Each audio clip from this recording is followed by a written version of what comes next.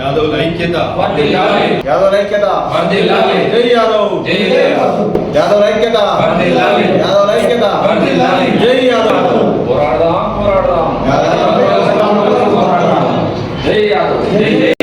యాదవ్ హక్కుల పోరాట సమితి రాష్ట్ర అధ్యక్షులు కొక్కు దేవేందర్ యాదవ్ గారు సిరిసిల్ల జిల్లాకు రావడం జరిగింది. సిరిసిల్ల జిల్లాలో ఈరోజు ప్రెస్ మీట్ పెట్టి మాకు రావాల్సిన వాటా మేమెంతో మాకంతా రావాలని 18% ఉన్న యాదవులు ఈరోజు వివిధ రాజకీయ పార్టీల్లో పదవుల్లో లేకపోవడం బాధాకరం. అందుకు ఈరోజు మేము ప్రెస్ పరంగా చెప్పగలుగుతున్నాం, ప్రింట్ మీడియా ప్రెస్ మీడియా ద్వారా వివరించగలుగుతున్నాం.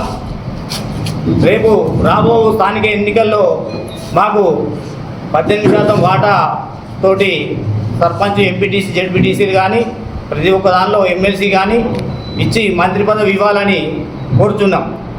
అదే కులగణంలో మేము మొట్టమొదలు ఉన్నామని చెప్తున్న రాష్ట్ర ప్రభుత్వం రేపు జరగబోయే ఎన్నికల్లో కూడా మేము మొట్టమొదలు ఉన్నామని నిరూపించుకోవడానికే మేము గ్రామాన మండలాల వారీగా వివిధ జిల్లాల వారీగా ఖచ్చితంగా మేము మా యాదవులను సంఘటితం చేసుకుంటూ ముందుకు పోయి రాబో ఎలక్షన్లో మేమెంతో మాకంత వాటా కావాలని ప్రతి గ్రామాన కోరుతూ విన్నవించుకుంటున్నాం. అదేవిధంగా స్థానిక సంస్థల్లో గొర్రెల పెంపకదారుల ఫెడరేషన్లు నియమిస్తా అని మాట ఇచ్చిన రాష్ట్ర ప్రభుత్వం 18 నెలలు దాటినా కూడా ఇప్పటి వరకు మాకు స్థానిక సంస్థలలో వాటా ఇవ్వలేదు. అదే స్థానిక ఎన్నికలు కూడా నిర్వహిస్తలేదు. కొత్త జిల్లాలకి పాత జిల్లాలకు కూడా గత 10 సంవత్సరాల కిందనే దాట వేసింది. 10 సంవత్సరాల నుంచి ఇప్పటికి కూడా మా ఎన్నికలు నిర్వహిస్తలేరు. అదేవిధంగా మా వాటా ప్రకారం మాకు ఎమ్మెల్సీ ఇచ్చి రాష్ట్ర ప్రభుత్వంలో మంత్రి పదవి కూడా యాదవులకు ఇవ్వాలని ఈ రాష్ట్ర ప్రభుత్వం ముఖ్యమంత్రి గారికి విన్నవిస్తున్నాం. అదేవిధంగా యాదవ కార్పొరేషన్ ఏర్పాటు చేస్తా అన్నారు. యాదవ కార్పొరేషన్లు అన్ని కార్పొరేషన్లు ఏర్పాటు చేశారు, కానీ యాదవులు దొరుకుతలేరా మీకు అని చెప్పి మేము ఈ సభాముఖంగా ముఖ్యమంత్రి గారికి విన్నవిస్తున్నాం. ఎందుకంటే ప్రతి ఒక్క క్యాస్ట్ పరంగా మీరు అధ్యక్షులు నియమించారు.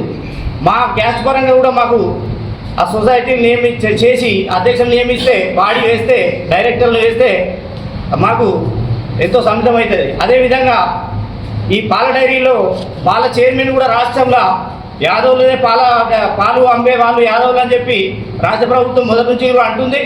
రాష్ట్ర ప్రభుత్వంలో ఖచ్చితంగా ఈ విజయ పాల డైరీ చైర్మన్ కూడా యాదవులకి ఇవ్వాలని ఈ సభాముఖంగా మేము తెలియజేస్తున్నాం.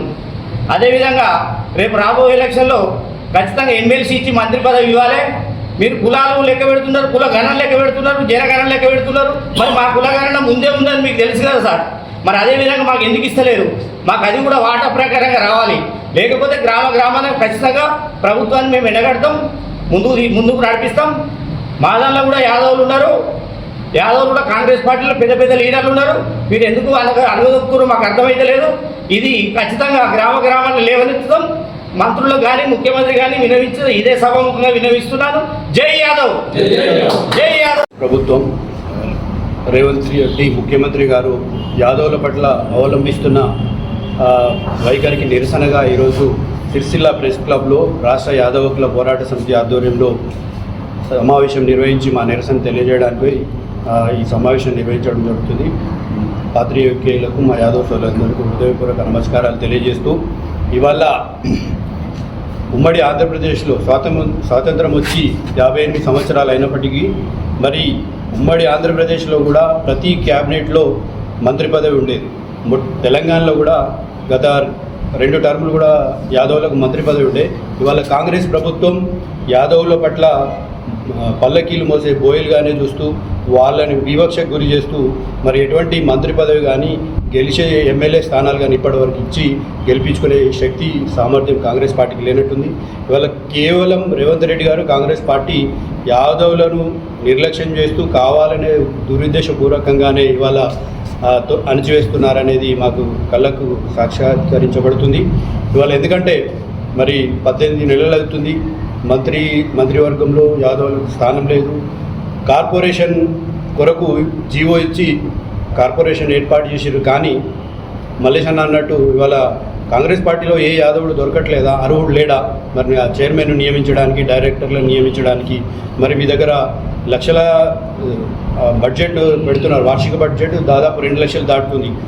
యాదవుల కార్పొరేషన్ ఇచ్చి 5,000 కోట్లు ఇవ్వడానికి మీకు చేతులు రావడం లేదా అనేది మేము ఈ సందర్భంగా రేవంత్ రెడ్డి గారిని, కాంగ్రెస్ ప్రభుత్వాన్ని ప్రశ్నిస్తున్నాం.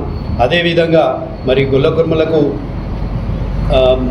నామినేటెడ్ పోస్టులో కానీ, తర్వాత మార్కెట్ కమిటీలో కానీ, మీ స్థానిక సంస్థాగత ఎన్నికల్లో మరి పిసిసి కార్యవర్గంలో కూడా ఎక్కడ కూడా ప్రాధాన్యత కలిగినటువంటి పోస్టులు ఇప్పటివరకు ఇవ్వలేదు.